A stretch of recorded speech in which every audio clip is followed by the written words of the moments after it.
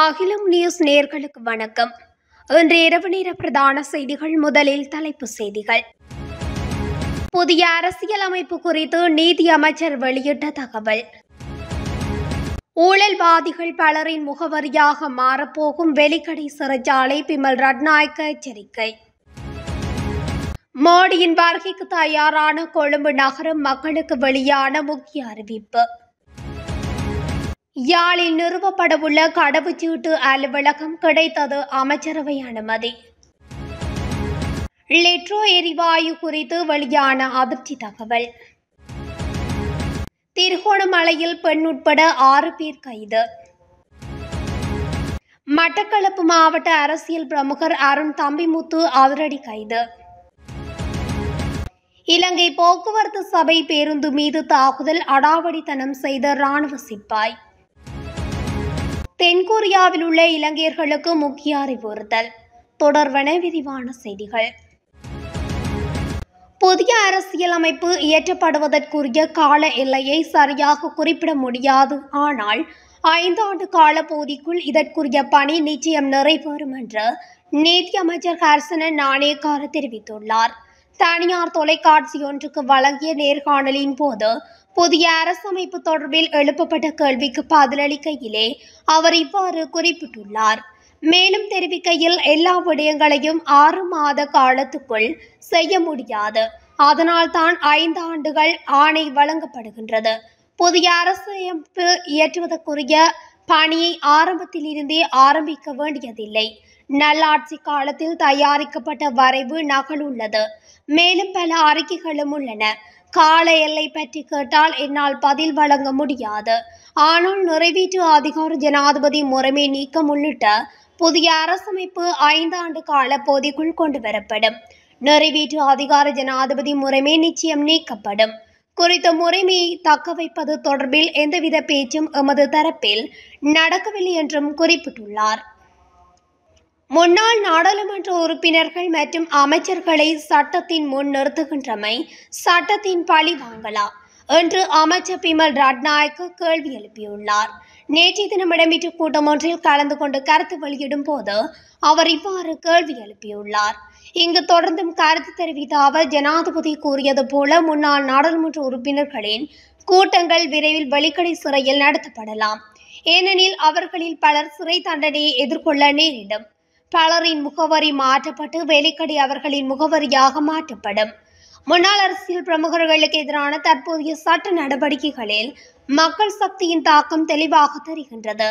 மக்கள் தேசிய மக்கள் சக்திக்கு வாக்களித்துள்ளமையினாலே ஊழல் அதிகாரிகள், மோசடி செய்பவர்கள் மற்றும் திருடர்களை எங்களால் பிடிக்க முடிகின்றது என குறிப்பிட்டார். இந்திய பிரதமர் நரேந்திர மோடியின் இலங்கை வருகையை முன்னிட்டு கொழும்பு மற்றும் பல பகுதிகளில் சிறப்பு போக்குவரத்து திட்டம் மற்றும் சிறப்பு பாதுகாப்பு திட்டம் நடைமுறைப்படுத்தப்படவுள்ளதாக ஸ்ரீலங்கா காவல்துறை தெரிவித்துள்ளது. செய்தியாளர் சந்திப்பில் கலந்து கொண்டு காவல்துறை ஊடக பேச்சாளர் சிரேஷ்ட காவல்துறை அத்தியட்சகர் புத்திக மணத்துங்க இதனை தெரிவித்துள்ளார். இந்திய பிரதமர் நரேந்திர மோடியின் இலங்கை பயணம் ஏப்ரல் 4ஆம் தேதி தொடங்கவுள்ள நிலையில் மாலை 6 மணி முதல் இரவு 10 மணி வரை கொழும்பு கட்டுநாயக்க அதிவேக நெடுஞ்சாலை மற்றும் பேஸ் லைன் வீதி ஆகியவை அவ்வப்போது மூடப்படும் என அவர் அதன்போது குறிப்பிட்டுள்ளார். இந்த காலகட்டத்தில் கட்டுநாயக்க சர்வதேச விமான நிலையத்துக்கு வரும் மக்கள் வீதிகள் மூடப்படுவதை கருத்தில் கொண்டு தங்கள் பயண ஏற்பாடுகளை திட்டமிடவும் அறிவுறுத்தப்படுவதாக காவல்துறை ஊடக பேச்சாளர் குறிப்பிட்டுள்ளார். இதேவேளை ஏப்ரல் 5ஆம் தேதி கொழும்பின் காளிமுகத்திடல் பகுதி, சுதந்திர சதுக்கத்தை சுற்றியுள்ள பகுதி மற்றும் பத்திரமுலையில் உள்ள அபேகம வளாகங்களில் உள்ள வீதிகளும் அவ்வப்போது மூடப்பட வேண்டியிருக்கும் என அவர் தெரிவித்துள்ளார்.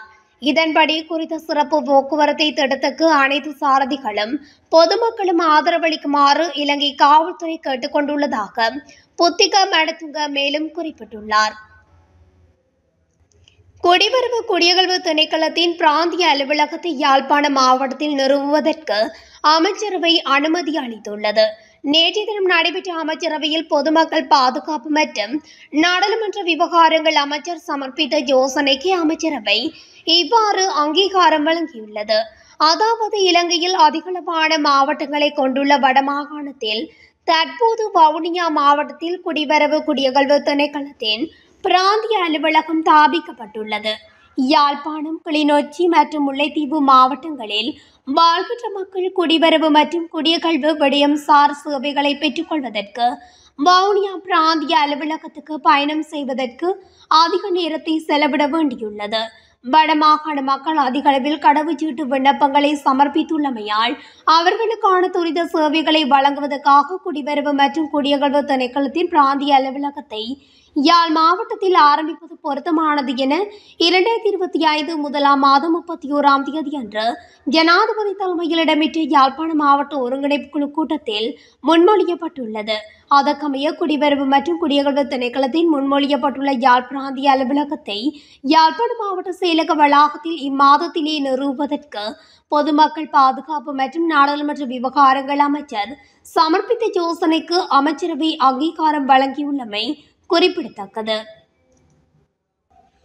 நாட்டில் பல பகுதிகளில் லிட்ரோ எரிவாயு சிலிண்டர்களுக்கு தட்டுப்பாடு ஏற்பட்டுள்ளதாக தகவல்கள் வெளியாகியுள்ளன. லிட்ரோ விற்பனையாளர்கள் பல வாரங்களாக பல பகுதிகளில் புதிய எரிவாயு சிலிண்டர்களை வழங்குவதை நிறுத்தி வைத்துள்ளதாக கூறப்படுகிறது. இந்த நிலையில் லாப் நிறுவனம் நேற்று முன்தினம் முதல் எரிவாயு விலையை உயர்த்தியுள்ளது. லாப் எரிவாயு விலை உயர்வு காரணமாக தற்போது லிட்ரோ எரிவாயுவை வாங்க நுகர்வோர் அதிக ஆர்வம் காட்டியதால் மேற்கண்ட தட்டுப்பாடு ஏற்பட்டுள்ளதாக சுட்டிக்காட்டப்படுகிறது.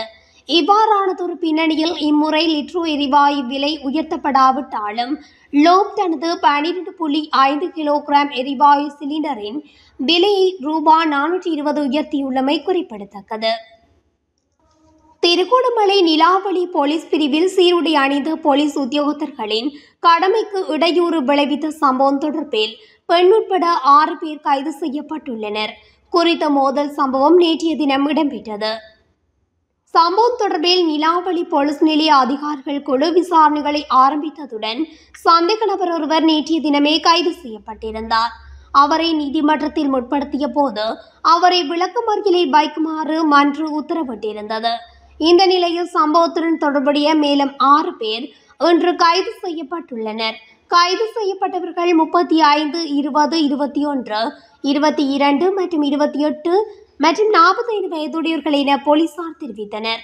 சம்பவத்துடன் தொடர்புடைய மேலும் 2 சந்தேக நபர்கள் அடையாளம் காணப்பட்டுள்ளதுடன் அவர்களை கைது செய்வதற்கான மேலதிக விசாரணைகளை நிலாவளி போலீசார் மேற்கொண்டு வருகின்றனர். கனடாவில் வசிக்கும் முதலீட்டாளர் ஒருவரிடமிருந்து 4 கோடி ரூபாய் பணத்தினை மோசடி செய்த குற்றத்துக்காகவே அருண் தம்பிமுத்து கைது செய்யப்பட்டுள்ளார். கனடாவில் இருக்கும் முதலீட்டாளர் ஒருவர் மட்டக்களப்பில் ரால் தொழிற்சாலை ஒன்றை ஆரம்பிப்பதற்கான ஆயத்தங்களை மேற்கொண்டுள்ளார்.